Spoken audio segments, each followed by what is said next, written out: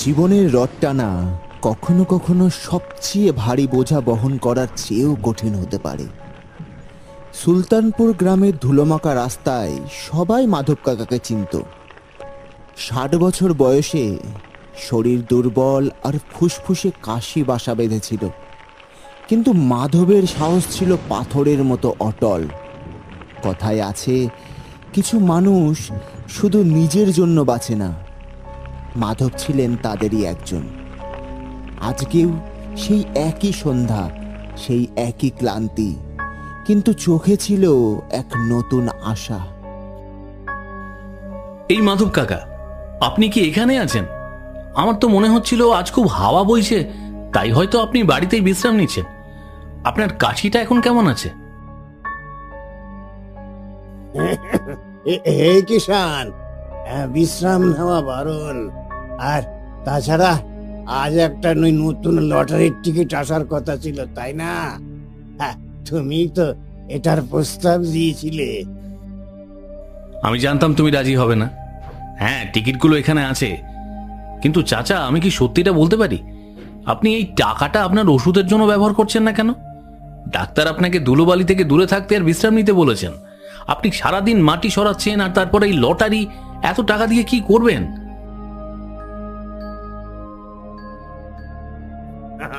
বাবা কিষান, আমার কি হবে? আমি আজ আছি, কাল নেই। কিন্তু এই লটারি, এটা আমার জন্য নয়। তুমি কি জানো যে পরশুদিন বর্ষার সময় নদী পার হতে গিয়ে ওই শালুর মেয়েটা ওই ভাঙা ব্রিজটা থেকে প্রায় পড়েই গিয়েছিল? হ্যাঁ চাচা, ওই পুরনো কাঠের সেতুটা এখন মারাত্মক হয়ে উঠেছে। পুরো গ্রাম ওটা পার হতে ভয় পায়। এই জন্যে আমি যদি কখনো ওই বড় পুরস্কার জিতি, আমি প্রথম ওই ব্রিজটা ঠিক করব। গ্রামের প্রধান কথা শুনবেন না, তাই কাউকে তো এটা নিয়ে ভাবতে হবে। আচ্ছা, আমাকে একটা ভালো নম্বর দাও তো। মাধবের কথায় কিষানের মন ছুঁয়ে গেল। সে জানতো মাধবের নিজের কুড়ে ঘরের ছাদ ফুটো, কিন্তু সে পুরো গ্রামের সেতুটা নিয়ে চিন্তিত ছিল। কিষান বান্ডিলটা থেকে একটা টিকিট বের করলো। এই নিন চাচা, নম্বরটি হলো 8055। আমার মনে হয় এই নম্বরটি আপনার জন্য সৌভাগ্য বয়ে আনবে। 8055, তা বেশ ভালো সংখ্যা। হে ভগবান, এবার সুলতানপুরের ভাগ্য বদলাবে। এই মাধব, আবার টাকা নষ্ট করতে ফিরে এসছিস নাকি? এই বুড়ো, উপরে যাওয়ার জন্য তৈরি হ। লটারি জিতলে কি স্বর্গে যাওন যাবে? রিয়া ভাই, মানুষ খালি হাতে আসে এবং খালি হাতেই যায়, কিন্তু যদি কিছু রেখে যায়, তবে তার চেয়ে বড় পুণ্য আর কি হতে পারে? এইসব সাধু সন্তদের কথা বাদ দাও। তোমার ঘর এই খাবার নাই, অথচ তুমি জনহিতৈষী সাজার চেষ্টা করছো। শোনো কিষান, আমার 1 কিলো চিনি দাও। আর এই পাগলাটার কথায় কান দিও না, ও তো ওষুধের টাকাও জুয়া খেলে উড়াই দিচ্ছে। হরিয়া ভাই, ওইভাবে বলবেন না। মাধব কাকার মনটা সোনার মতো। সোনার মন বাজারে বিক্রি হয় না কিষান। তোমার দরকার প্রতিপত্তি। প্রতিপত্তি। কাকা, কাকা কি হয়েছিল? সময় সবকিছুর হিসাব রাখে হরিয়া ভাই। সময় মানুষের মূল্য প্রকাশ করে। আচ্ছা কিষান, আমি চললাম। লটারির ফলাফল তো এই কাল বের হবে, তাই না? হ্যাঁ চাচা, আগামীকাল সন্ধ্যায়। নিজের খেয়াল রাখবেন। হরিয়ার কঠোর কথাগুলো মাধবের কানে প্রতিধ্বনিত হচ্ছিল, কিন্তু তা তার হৃদয়ে প্রবেশ করল না। সে বাড়ির দিকে রওনা দিল, কিন্তু পথে তার চোখে পড়ল কালা নালা।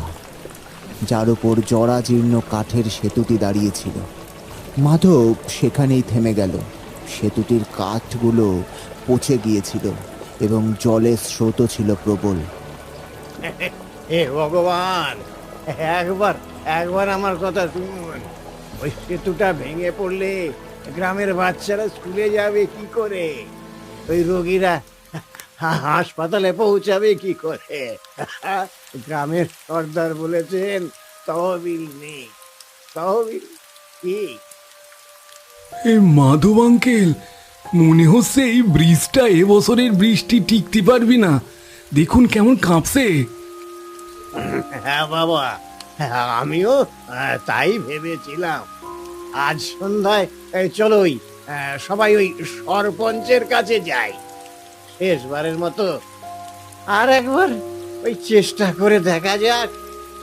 লাভ কি চাচা? উনি তো আমাদের কথাই শোনেন না, নিজের নতুন প্রাসাদ করতে ব্যস্ত। ওই চেষ্টা করতে ক্ষতি কি? ভিড়ের কোলাহল হয়তো তার কানে পৌঁছবে। কি ব্যাপার ভাইয়া, তোমার কি একটুও শান্তি নেই? সারাদিন কাজ করো আর রাতে আবার নিজেদের আলোচনা শোনো। এখন আবার কি হলো? সরপঞ্চজি, আপনাকে বিরক্ত করার জন্য আমি দুঃখিত, কিন্তু ব্যাপারটা খুব জরুরি। নালার ওপারের ওই সেতুটা খুবই নড়বড়ে। আজ সকালেও ওটা প্রচন্ড ভাবে কাঁপছিল। ভারী বৃষ্টি হলে ওটা তো ভেঙে পড়বে। তাতে আমি কি করব? গিয়ে একটা খুঁটি ধরে দাঁড়িয়ে থাকবো? আমি সরকারের কাছে আবেদন করেছি, টাকা এলেই কাজ শুরু হয়ে যাবে। আর তাছাড়া আমার বাড়িতে তো আর টাকা ছাপানোর মেশিন বসানো নেই। কিন্তু সরপঞ্চজি, আপনি তো গত বছরে ওই একই কথা বলেছিলেন। গ্রামবাসীরা অনুদান তুলে আপনাকে ওই মেরামতের জন্য তো 10,000 টাকাও দিয়েছিল। সেটার কি হলো? এই বুড়ো, সাবধানে কথা বলুন। বলি, আপনি কি আমার কাছে টাকার হিসেব চাইছেন নাকি? ওই টাকাটা সিমেন্ট আর বালি কিনতে খরচ হয়েছিল, কিন্তু মুদ্রাস্ফীতি এত বেশি যে তা যথেষ্ট ছিল না। সরপঞ্চজি, এ মা তো পাগল হয়ে গেছে। ওর পেটে ঠিক মতন খাবারও জোটে না, অথচ লটারি টিকিট কেনে আর আপনার কাছে হিসাব চাই। এই তো মাধব, যাও নিজের মাটির হাড়ি বানাও, গিয়ে যাও। রাজনীতি আর উন্নয়ন তোমার নাগালের বাইরে, বুঝলে? আর তোমরা সবাই এখন এখান থেকে যাও, এর টাকা এলে দেখা যাবে। এক্ষুনি আমার বাড়ি থেকে বেরিয়ে যাও, যাও। সরপঞ্চের উদাসীনতা এবং হরিয়ার বিদ্রুপ সব গ্রামবাসীকে হতাশ করে দিল। সবাই মাথা নত করে ফিরতে শুরু করলো, কিন্তু মাধবের চোখ এক অদ্ভুত সংকল্পে ছলছল করছিল। সে এখন নিশ্চিত ছিল যে অন্যের উপর নির্ভর করে কোনো লাভ হবে না। ও, এই ব্যথা! চাচা, আপনি ঠিক আছেন তো? আপনাকে খুব অসুস্থ দেখাচ্ছে। চলুন চলুন, আপনাকে বাড়ি পৌঁছে দিই। না বাবা, আমি ঠিক আছি, শুধু একটু ক্লান্ত। তোমরা তোমরা যাও। মাধব ধীরে ধীরে তার জরাজীর্ণ কুড়ে ঘরটার দিকে এগিয়ে গেল। ভেতরে অন্ধকার ছিল। সে একটা প্রদীপ জ্বালালো। আলোর প্রতিফলনে তার মৃত স্ত্রীর একটি ছবি পড়ল। সে পকেট থেকে লটারির টিকিটটা বের করে ছবিটার পাশে রাখলো। সুমিত্রা, আজকেও আমি অপমানিত হয়েছি, কিন্তু আমি নিজের অপমান নিয়ে চিন্তিত নয়। আমি ওই সেতুটা নিয়ে চিন্তিত। আমার যদি কিছু হয়ে গেল ঠিক আছে, কিন্তু ওই সেতুটা যদি ভেঙে পড়ে তাহলে গ্রামটা অনাথ হয়ে যাবে।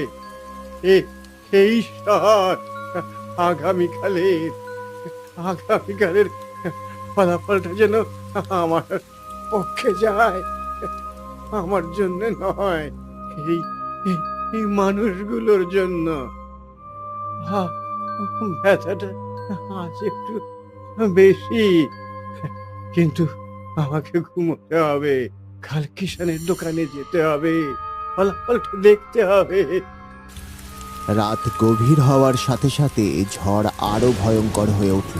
প্রবল দমকা হাওয়ার ঝাপটা বারবার মাধবের ভাঙা জানালায় আছড়ে পড়ছিল।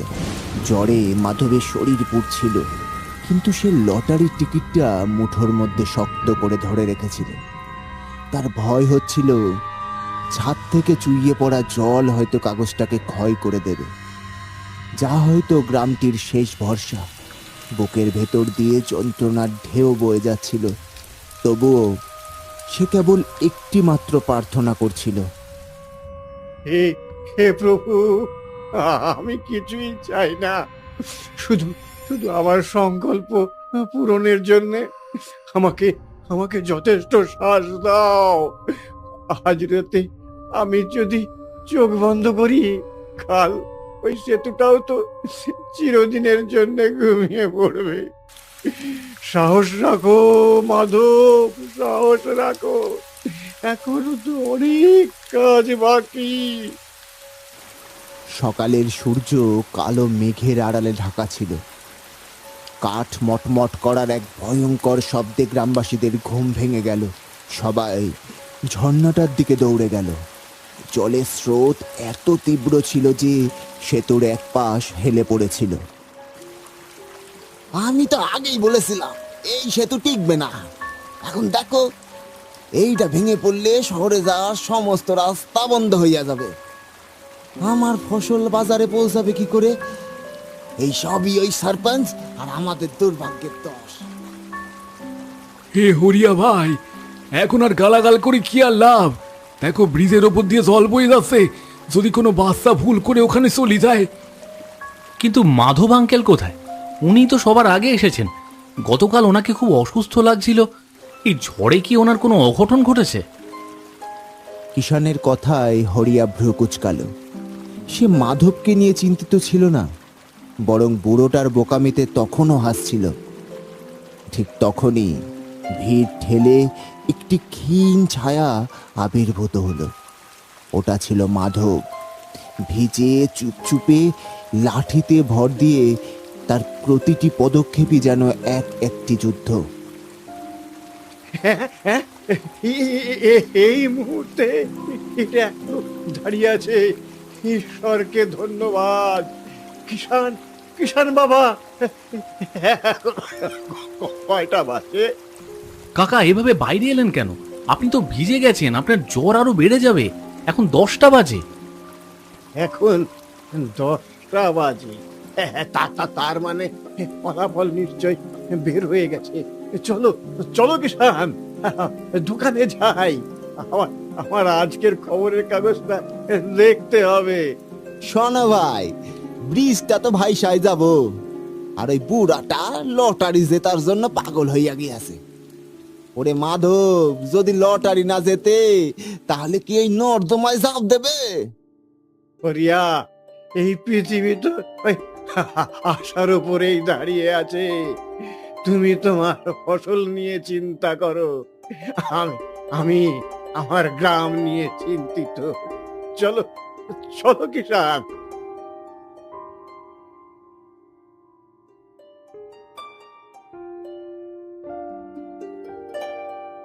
দোকানটা নিস্তব্ধ ছিল। একমাত্র শব্দ ছিল রেডিওর মৃদু গঞ্জন আর বাইরের বৃষ্টির শব্দ। মাধবের হৃৎস্পন্দন এতটাই জোরালো ছিল যে সে তার নিজের কানেই শুনতে পাচ্ছিল। কিষানের আঙুলগুলো লটারির ফলাফলের কলামের ওপর দিয়ে দ্রুত চলছিল। হরিয়া এবং গ্রামের আরো কয়েকজনও মজা করার জন্য দোকানের বাইরে দাঁড়িয়েছিল। তৃতীয় পুরস্কার নম্বর 4520, দ্বিতীয় পুরস্কার নম্বর 1199 এবং এবং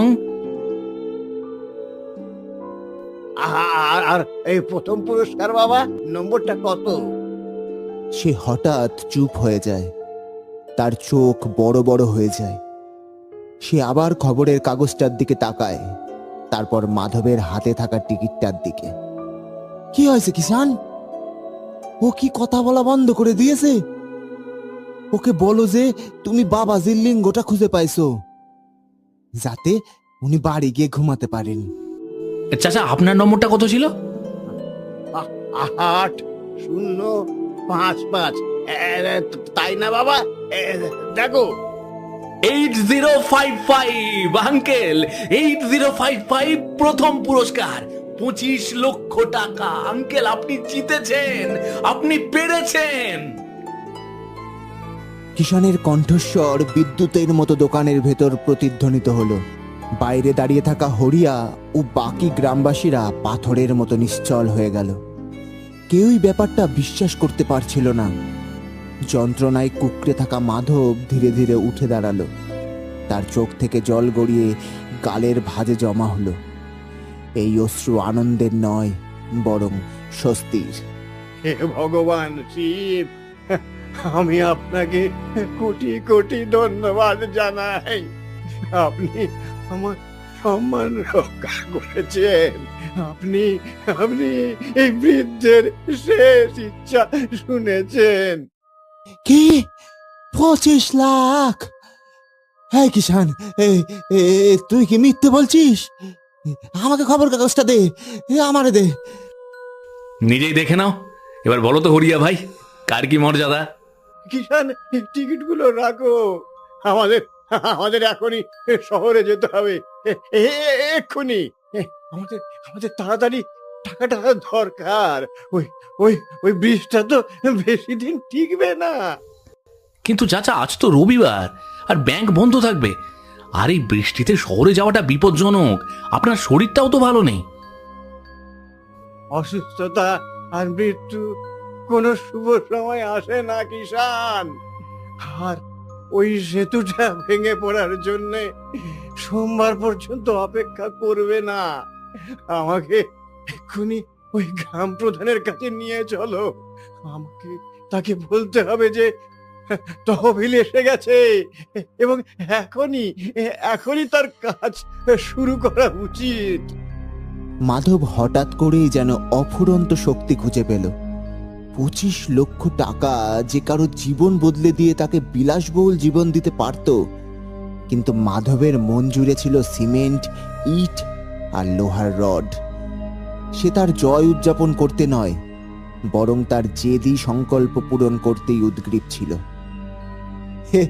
হে মাধব কাকা, এত তাড়াহুড়ো কিসের?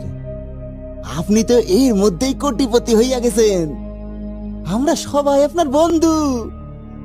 সারপাঞ্চের কথা বাদ দিন, টাকা দিয়ে কি করা হবে তা আমরা একসঙ্গে ঠিক করব।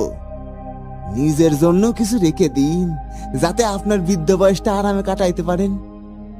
ও চাচা আপনার শরীর ভালো নেই, আপনার ডাক্তার দরকার। টাকা তো আর কোথাও পালিয়ে যাচ্ছে না। চলুন আগে হসপিটালে যাই। হাসপাতাল নয়, সরপঞ্চের বাড়ি। আমি আমি মরে গেলেও যেন তিনি জানেন যে মাধব আমাকে টাকাটা দিয়ে গেছে। তিনি যেন না ভাবেন যে আমি পাঠিয়ে গেছি।